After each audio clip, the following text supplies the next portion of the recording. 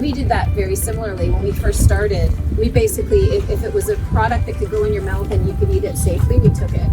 And then as we evolved, we realized that, you know, not every product is right for us, and not every product's right for the market. Yeah. So we took a lot of time in that process to learn to say no to those brands, but applying a really good methodology and so that it's really well thought out in terms of who is your best customer.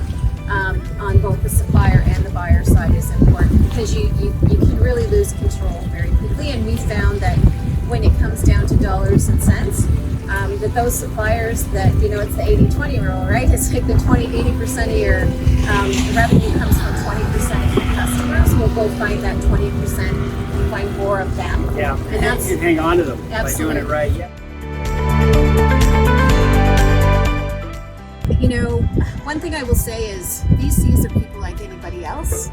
They're not big, scary, hairy monsters. Really? Is that true? And you know, Bruce, So. yeah, Bruce would say this, but I'm just saying, like, but my perception going into this was I was terrified. I didn't know what to expect.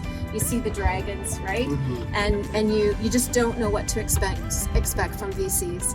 And what we encountered was quite the opposite. It was very much well, you know, if I can't help you, if I really like your idea, I'm going to open up my Rolodex, and I'm going to introduce you to some other folks that I know that their investment ethos matches what it is that you're doing, because not everybody invests in everything.